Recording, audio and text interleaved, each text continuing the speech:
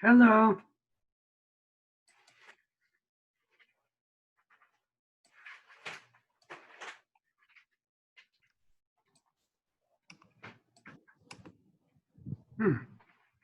Okay.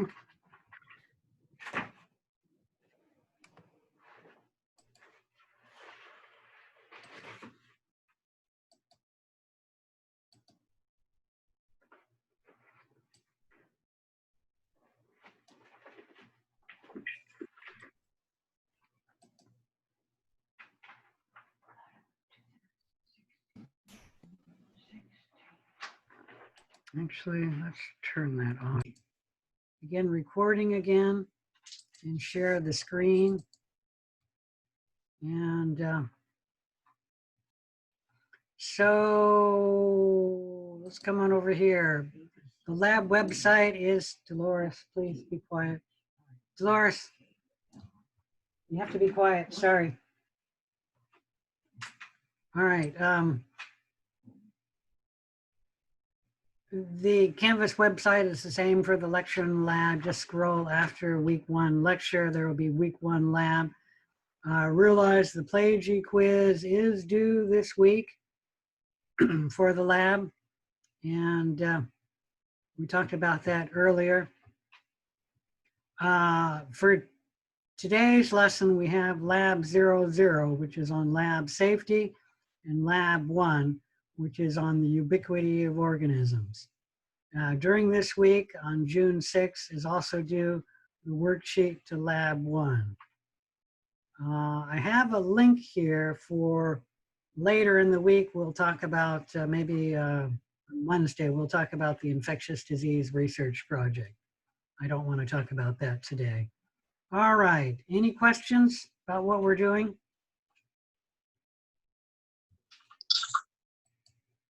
Somebody has their mic on. Go ahead and turn your mic off if you have your mic on.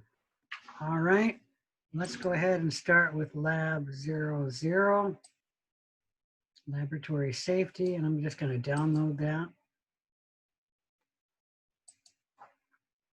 I'll try and quickly go through it. You do need to read it. There will be questions on laboratory safety on your first quiz. You won't be actually in a lab, but you do need to know this material, as there are many rules which are relevant during your careers, and that's the reason why we're requiring you to know this. I mean, we're trying to do this as best we can, but you're online, and so you won't be in the lab, and in reality, you just need to know these for, well, for the quiz, there's nothing else. And also, like I said, for your career. Many of you are going to be nurses or working in the allied health sciences, and so you have to learn laboratory safety. And microbiology is a very good place to learn it. You should be able to distinguish between safe and unsafe laboratory practices, understand where relevant safety equipment is located in the lab. That one you can sort of skip. Understand how safely dispose of contaminated materials. So you're expected to follow the number of safety rules while you're in the microbiology lab. You can put it at the top. I'm gonna scroll this just a minute here. I'm having trouble. I'll make it smaller. That'll be a little smaller for you guys, but it'll be easier for me to work. There we go.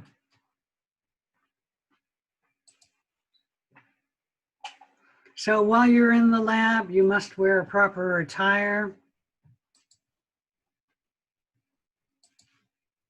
You must wear a clean lab coat. You must wear a disposable glove. You must have closed-toed shoes.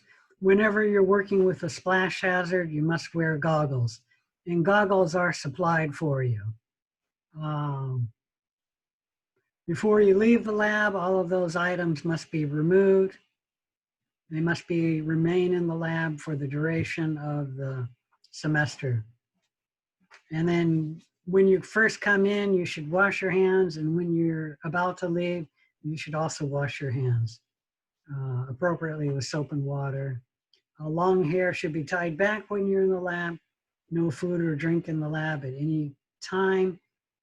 If you had food in your backpack, it can stay in your backpack, but the point is no food that you can eat in the lab.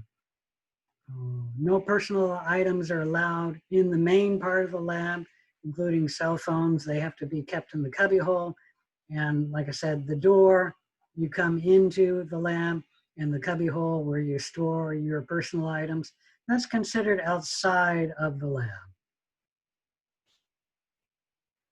While you're in the lab, all items you need to be using will be, if you use them in the lab, they'll be confiscated and then autoclaved before they're returned.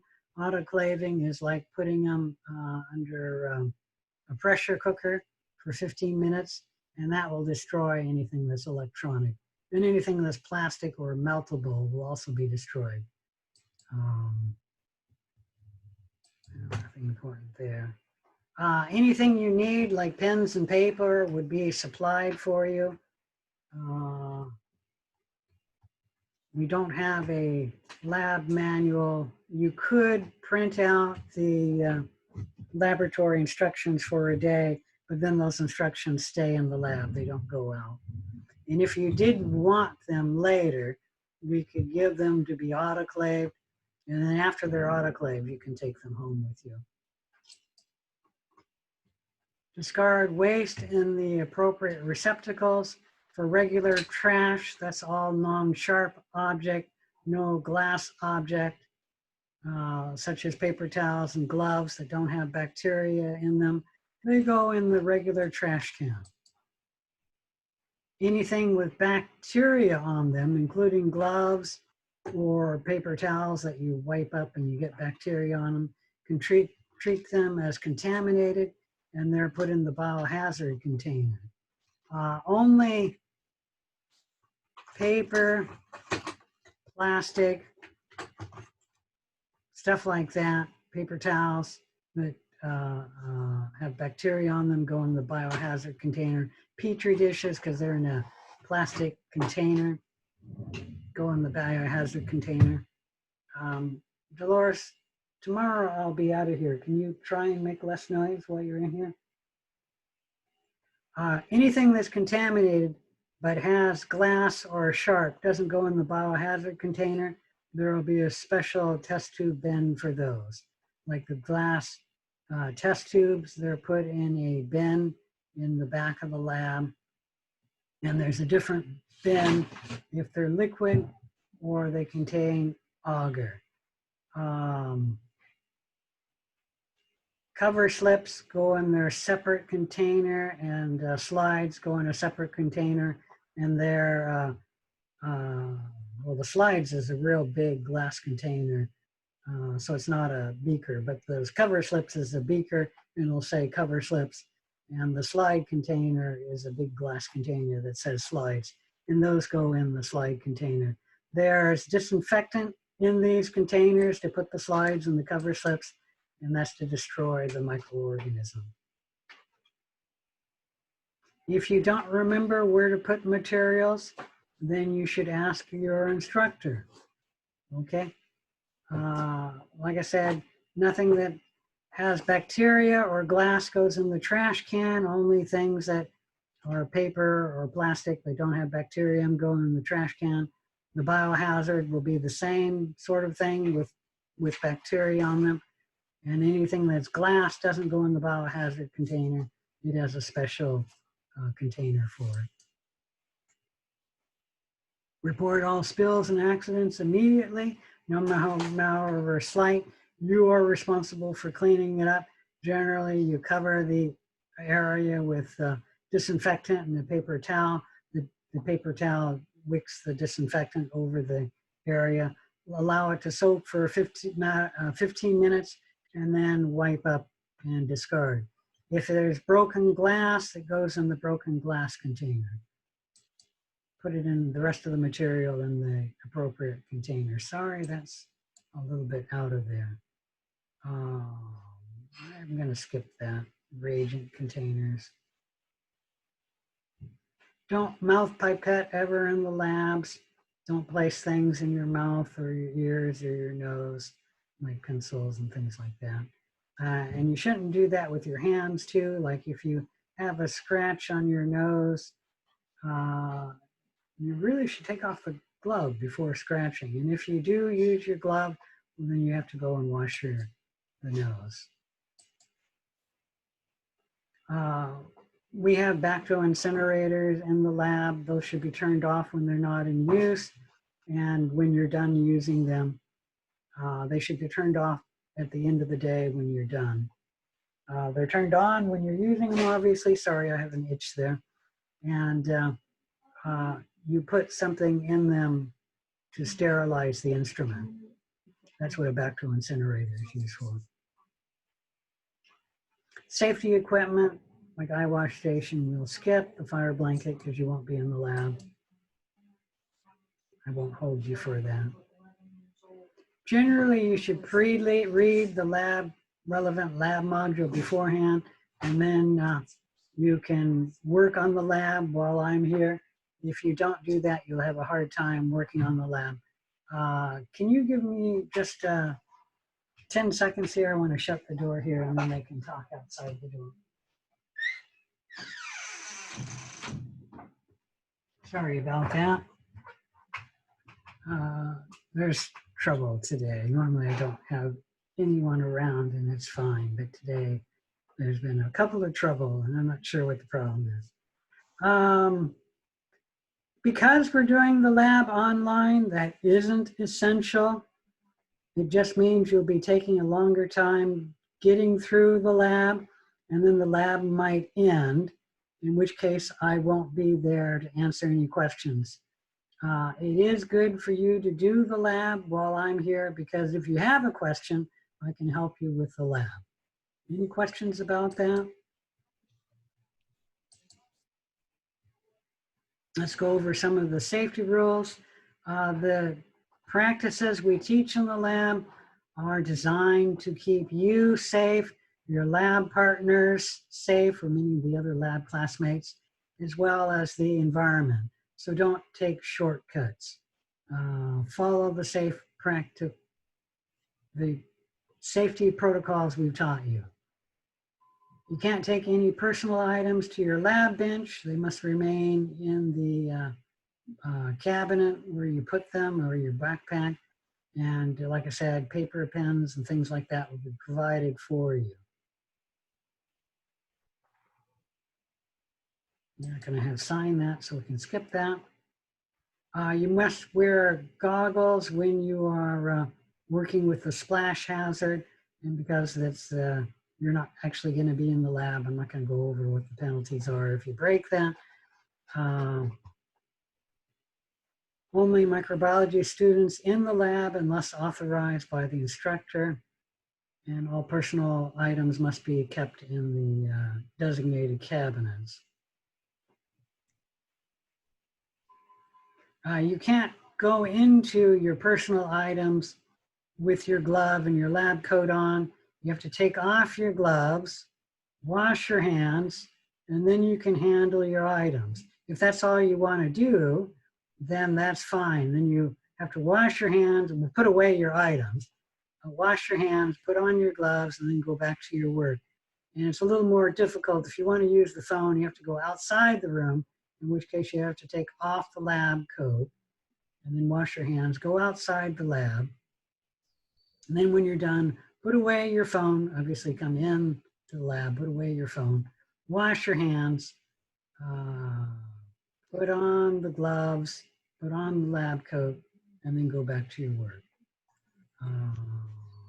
So cell phone usage in the lab is not allowed. If you bring something into the lab proper without use, it will be confiscated and then only returned after it's been appropriately cleaned. And that could destroy it. Probably would if it's destroyable. All cultures should be considered potentially pathogenic. Pathogenic means you can get a disease from them. Absolutely no eating, drinking, smoking, gum chewing, or any such oral habits allowed in the lab. You must wear gloves while you're in the lab. You should monitor yourself for becoming ill from an organism in the lab. You must wear closed-toed shoes. Lab coat must be buttoned. We already talked about goggles. Cleanliness is a virtue in the lab. You must disinfect your lab bench before you use it, and then after, disinfect it again after you're done and when you're about to leave the lab. Always wash your hands before entering your proper lab, and then before you go, wash your hands. You don't need to know where the fire extinguisher is and the fire blanket because you won't be in the lab. I said report accident to the lab. We talked about cleaning things. Keep your hair away from the backfill incinerators. If you have long hair, it should be tied while you're in the lab. No mouth pipetting. No cultures can be taken out of the lab. If you have a cut, you should put a Band-Aid. Well, wash your hands, put a Band-Aid on your hand over the cut, and then put your gloves on. Microbial cultures have to be completely labeled with your name, the date, the nature of the specimen, and the medium used. Old cultures, if you're done with them, should be discarded in the biohazard bag. If it is in a test tube, then it should be put in the test tube containers, glass slides in the glass slide containers.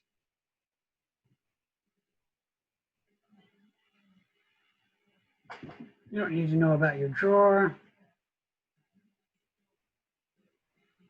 All right, any questions about any of that? That's it for lab 00. No questions. Good. Back up. Let's go to lab 1 then. Is that lab 1? Yep, it is. All right. Let me download it.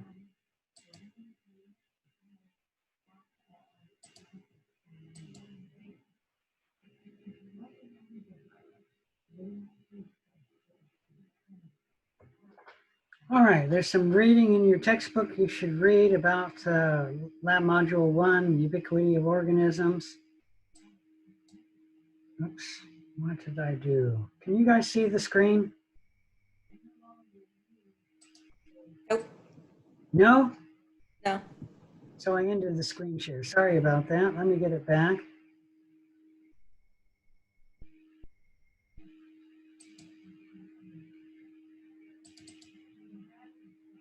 I must have hit the stop share by accident. Sorry about that. What I'm trying to do is download this. I thought I downloaded it. I don't see it.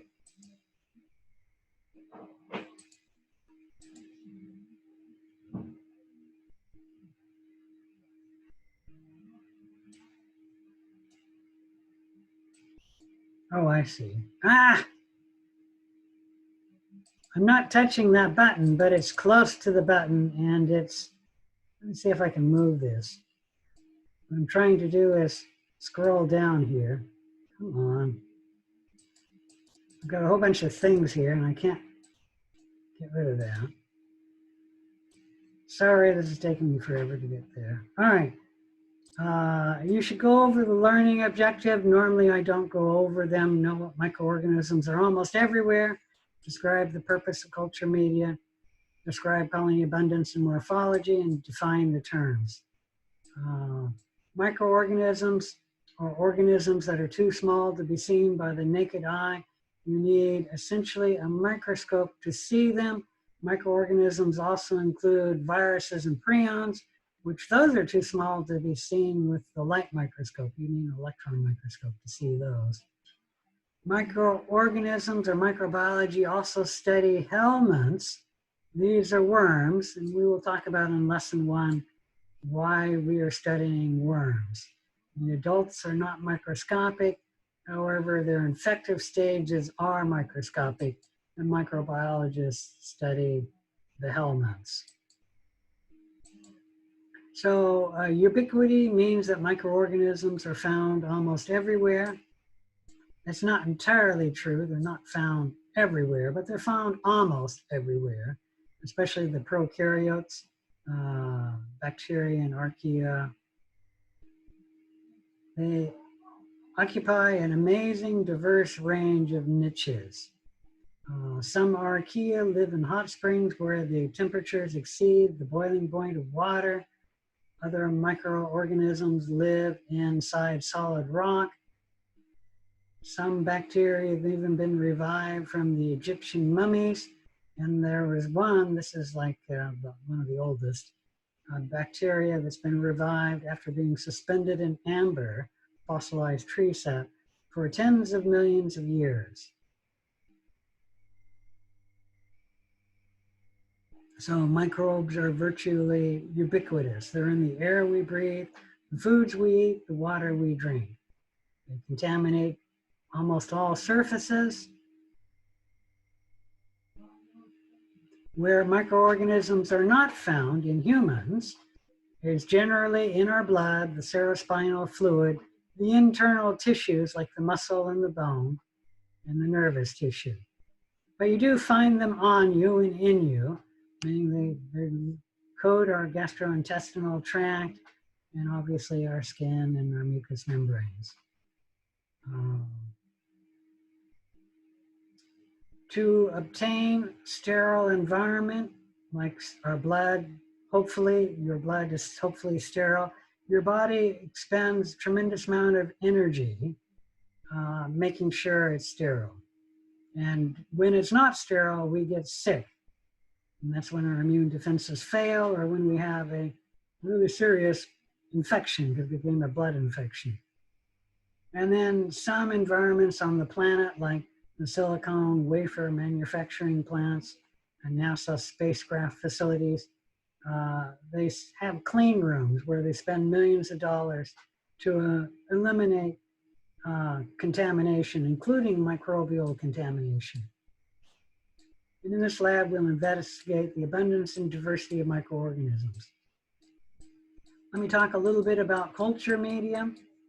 A culture medium is also called a growth medium, and that is something that we give to microorganisms for them to grow. When you get a culture medium in the lab, because you're going to do it virtually, we give you one that is, quote, virtually sterile. But in the lab, we give you one that is sterile, and that means it's free of any contaminating microorganisms. And how we do that is it will be put in an autoclave and then autoclaved, and then it's given to you as long as it's closed, and hopefully it will be sterile. If ever you saw something that wasn't, you either report it to me or just toss it and say this isn't sterile, and get one that's sterile. The media that we give you comes in two types.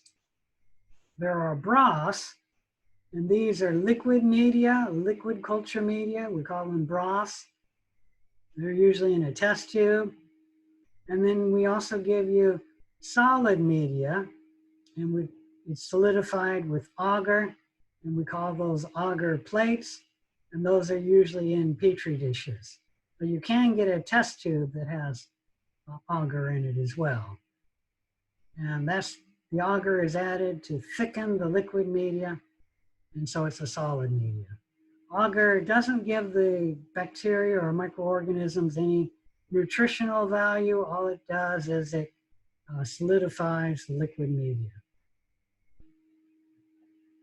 All right, so then you will be watching these videos here. So click on the links, and that tells you how to get sterilized media.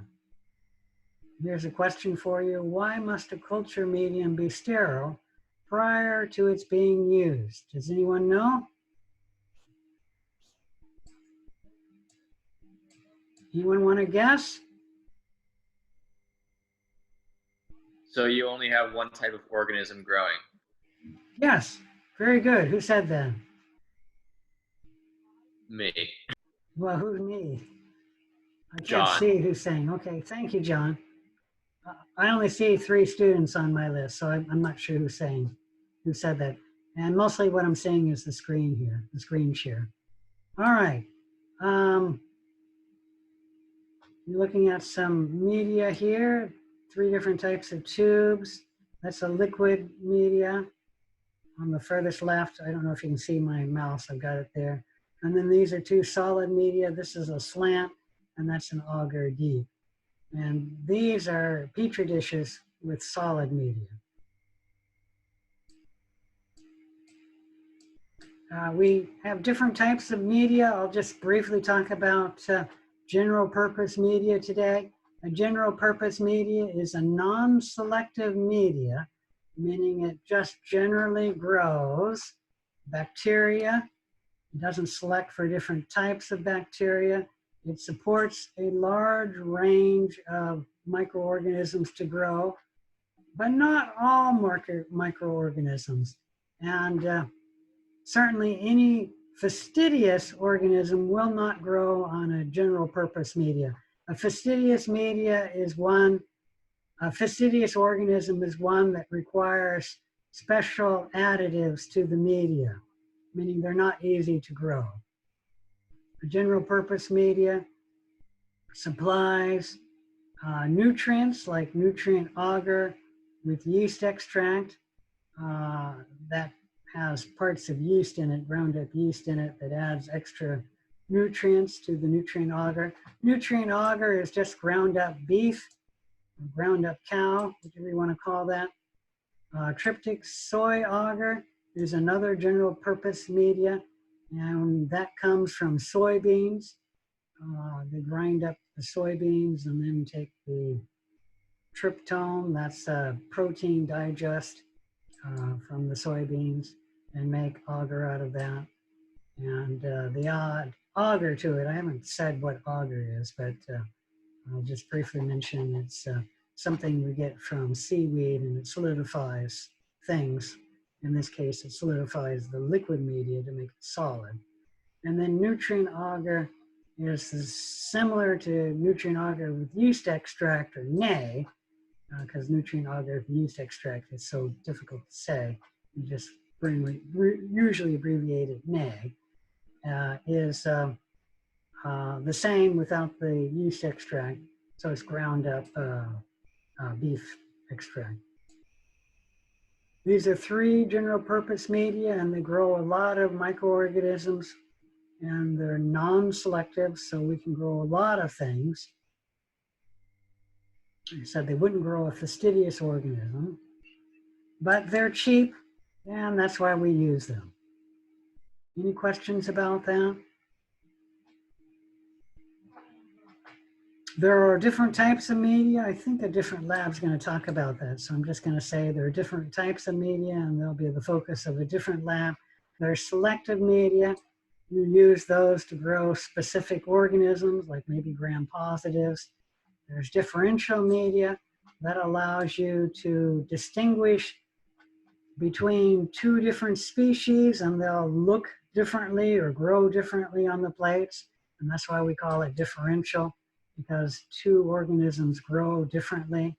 There's reduced media, and we'll talk about those in another lab. So when you get a tube or a Petri plate, it must be appropriately labeled.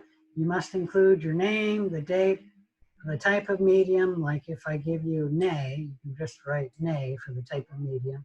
Or tryptic soy agar, you write it TSA, because tryptic soy agar would be too long. You could write the incubation temperature, but that is optional. And then you must say what it is, what you're inoculating the culture with. It could be E. coli if you know what it is. If you don't know what it is, just write down what the experiment is, like air exposure. You write down air exposure. So that's what you do for the inoculum. Any question about that? To label things, you label it with a piece of tape and then write on it. Or you can write directly on it, like the Petri dishes. People generally write directly on the Petri dish, and you can write on the bottom of the plate or the side bottom of the plate. You always write on the bottom of the Petri dish because if the lid gets separated from the bottom of the plate has the microorganism, and so you always write on the bottom of the plate. How important this is I once worked in a lab where there's a lady and she was carrying over 300 Petri dishes, and it was an experiment, and I don't know why she was moving them from one place to another, but she did, and then she tripped, and then all the plates fell on the floor and the lids came off, and then she tried arranging it and all that and figuring out what it was, but she had written everything on the top of the plate, and that got separated from the bottom, and so nobody knew what the heck what was. And so the whole experiment of over 300 plates had to be thrown away and redone because she did not write on the bottom. So always write on the bottom of your plate. Any questions about that? All right, so generally you will write on your things and then inoculate the tubes in the plate, and then you will incubate them. Inoculation is that you add a microorganism, usually just one at a time, but it could be more than that. And you'll use a sterile loop to inoculate the medium, so it's a sterile medium, and you use an inoculating loop. You sterilize it in the bacterial incinerator, which this lab will teach you about. And then you cool it, pick up your organism, and then you add the organism to the tube, and that will be inoculation. Any questions about that? And then you incubate it.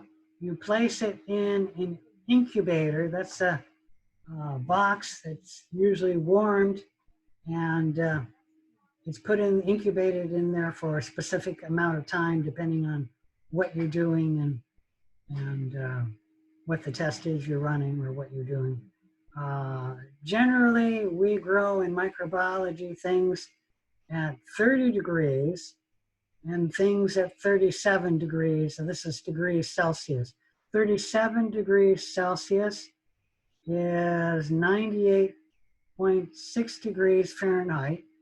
And what is special about that temperature? About the temperature of the human body? Yeah, that's the average temperature of the human body. And we're obviously growing microorganisms which could grow on the human body or in the human body. And that's why it would be 37 degrees Celsius or 98.6 degrees Fahrenheit. Why do you think we grow organisms at 30 degrees Celsius? That would be below 98.6. I don't know what temperature it is. Somebody would have to look it up. It's something like 90 degrees Fahrenheit, but it might even be cooler. I don't know. Why do you think we'd grow some organisms a little bit less than 37 degrees Celsius? Anyone have a guess? Nobody wants to guess? Somebody want to guess and give me I'll give you an extra credit point if it's correct. All right, nobody wants to guess. The microorganisms that grow on your skin are about 30 degrees. And so that's why we grow organisms at 30 degrees in the incubator. The ones growing on your skin, they can grow at 37, but they grow better at 30 degrees. All right, any questions about that? All right, the culture media contains all the chemical nutrients that are necessary for growth, and then we put it in the appropriate environment to cultivate them. Generally, for us, all we do is we warm it a little bit, meaning we don't give it a specific concentration of oxygen and carbon dioxide, but you could change that. A lot of things add carbon dioxide and bring it up to 5%. We're not going to do that. And if you were in the lab, you would not do that. Virtually, we will not be doing that. Now, that isn't good enough for some things to grow, and these are called fastidious bacteria, like Neisseria gonorrhoeae. Doesn't grow on general purpose media. You'd have to use a fastidious media to get it to grow. And I'm trying to remember another one. Streptococcus pylori, is that the one? And, oh, I'm not remembering it. Haemophilus influenzae. You would need a fastidious media to get it to grow, okay? So they wouldn't grow in a general purpose media. They need special things added or else they don't grow. All right, I'll let you read over the rest of that.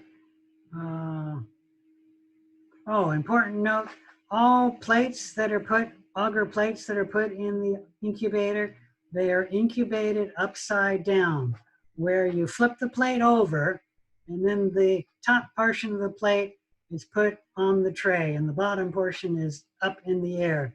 The reason why we do that is when you put Petri dishes in the plate, there's agar on the bottom of the plate, and that's where your bacteria will be growing on the agar, and the nutrients in the agar, really, the media. And we put that upside down because if you were to grow it right side up in the incubator, the agar has moisture in it, like water, and the heat of the incubator will bring the moisture out of the agar, and then it'll condense on the plastic lid, the top, and then it'll drip down on the plate, which won't contaminate your plate, but it will spread the growth and it could ruin your experiment. Any questions about that? So I don't know if you can see this. I'm trying to show you. I'm pretending this is a plate. We have this plate and we grow it upside down. So now the agar is on the top and the moisture will come out of the agar, but where it solidifies is the top, which is where the agar is, and then the agar will wick the moisture throughout it. So it doesn't ever form a drop to drop down on the lid. And of course, there's nothing growing on the lid, so that wouldn't be a problem. But it won't even drop because it'll just be wicked throughout the agar. And if you grow it with the agar side down, the moisture will form on the lid and then drop down on your growth, which will spread it, okay? And that could ruin your experiment. So everything that is in a plate is incubated in the incubator upside down. Any question about that?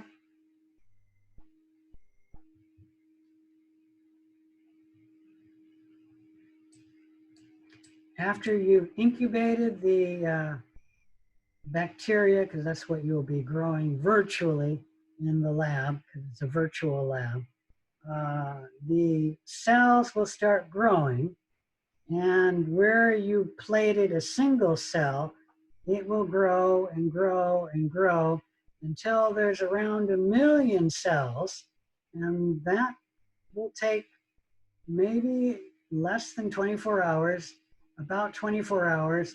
If you have a slow grower, maybe 48 hours, and you'll get a bump that'll be on the agar surface of the plate, and that we call a colony. And then you can say what the characteristics of how the colony looks like. Is it smooth textured? There could be rough texture. Is it furry or is it round? Is it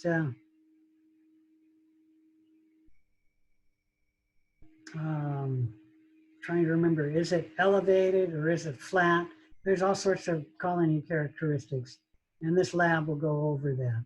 But essentially, when you plate it out, what started from one cell can grow to 1 million cell or more, and then you can see the colony, okay?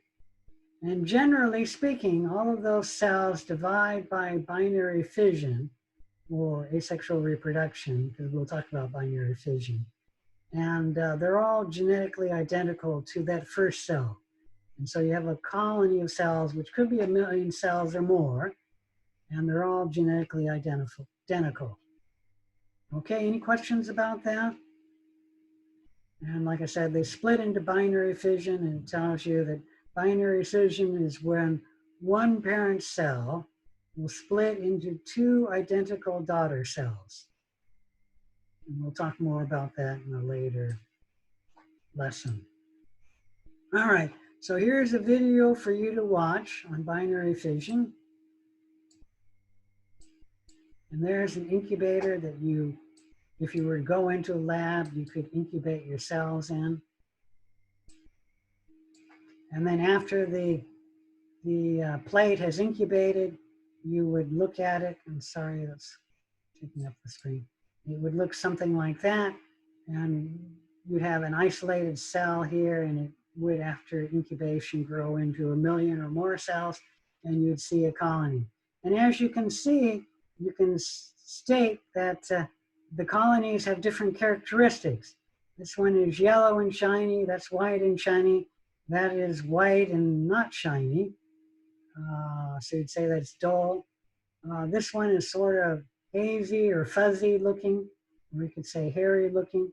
That one is humongous and multicolored, and it's looking a little hazy too.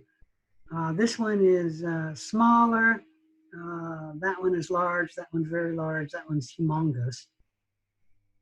The point is there are different colony characteristics.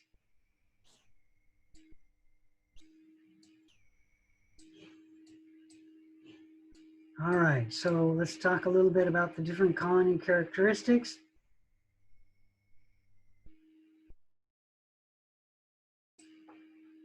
Let's just talk about the table here.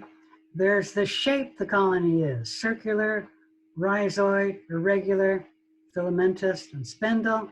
The margin, that's the edge of the colony. And when it's round and like that, we call it an entire margin, okay?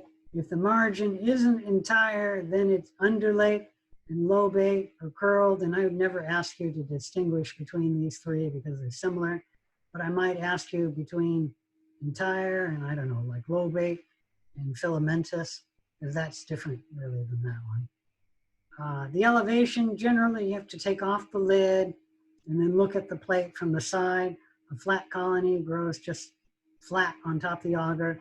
A raised is a mesa mountain on top of a auger. So the colony is raised and the auger is flat down here. Convex, the colony has a convex shape. I would never ask you to distinguish between fulvinate and convex, but I might ask you umbinate. The colony sort of looks like a mountain. Showing you the different sizes colonies can be. Punctiform is a pinpricked, small, moderate, and large. With small, it's about the size of a dull pencil. I'll try and show you a pencil here. So the colony size is about the size of a small pencil, the dull pencil, not the pinprick. If it was sharpened really sharply, that would be punctiform, but a dull pencil. If it's large, that means it's larger than the eraser on a pencil. That's one way to know. And you probably don't need to know that, but texture, you can say smooth or rough. Appearance, whether it's glistening, that means shiny, or whether it's dull. Pigmentation, if you can see color in it, like yellow or red or purple, then it is pigmented. Non-pigmented is a non-color, and that could be white, tan, or cream color. I usually say white or off-white, meaning it's non-pigmented. The optical properties, which is really hard to do from this picture, is whether you can see through the colony. And really, you can't really see whether you can see through the colony. Most colonies are opaque, meaning you can't see through them at all. That one is opaque. Some colonies are translucent. That one might be translucent. It's hard to say. Translucent means you can see through it, but not see through it like it was crystal clear water you're seeing through. So you could see the bottom of the Petri dish, but it is murky, and it's sort of like looking through murky water where you can see through it, but your vision is partially hidden or partially obstructed. And then transparent, very few colonies are that. You can barely see the colonies because they're transparent and they're crystal clear. Like if I were to put a drop of water on here, that would be transparent. Okay, any questions about those colony characteristics?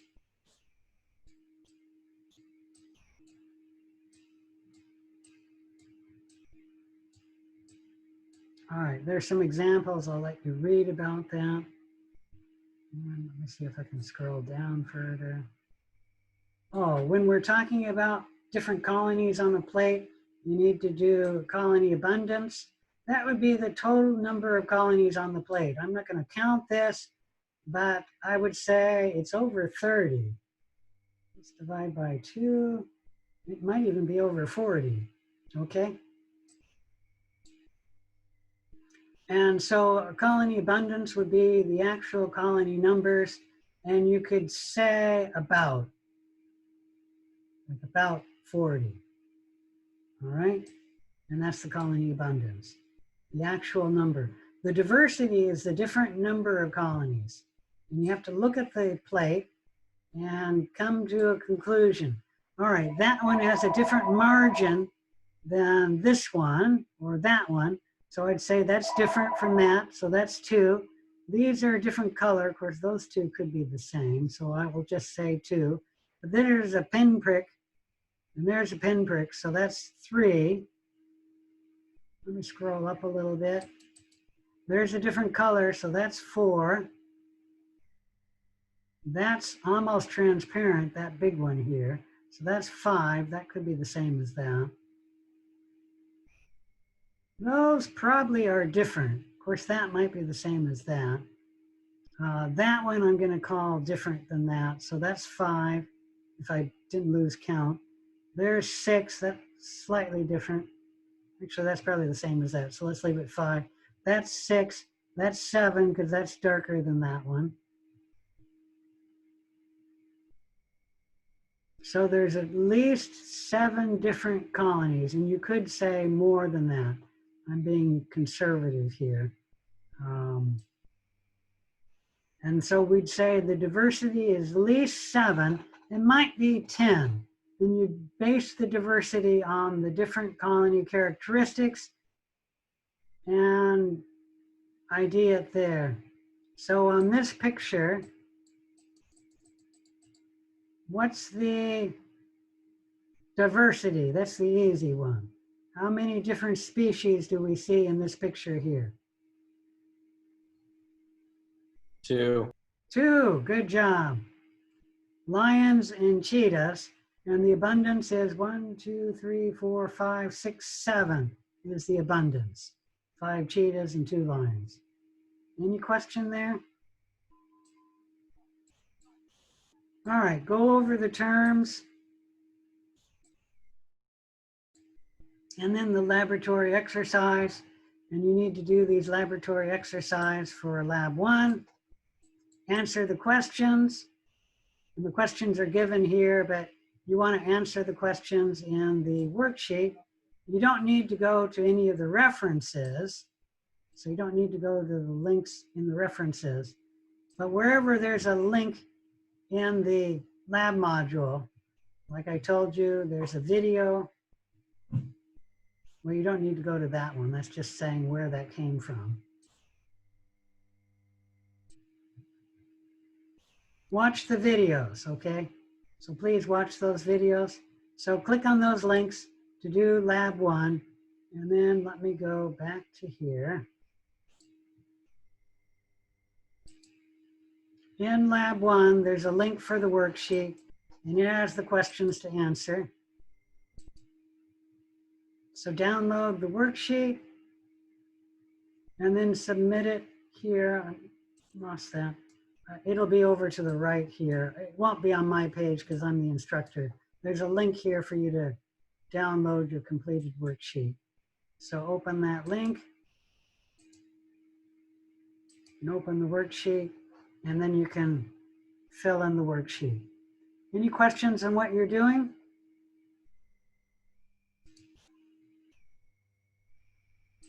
If there's no questions on what you're doing, go ahead and work on lab 1. I will stay here for the duration of the lab. So if you have any questions, So I will be here to only help you. will we I- only be working on worksheet lab 1? I sort of went over worksheet 00, so you should read that one as well. But yes, you're working on lab 1 and filling in the worksheet. And when you're done, submit worksheet lab 1. I will be here until 3:45 p.m. to answer any questions. Okay? So let me stop the share. Okay? All right, so get working on lab 1, and I'll stop the recording.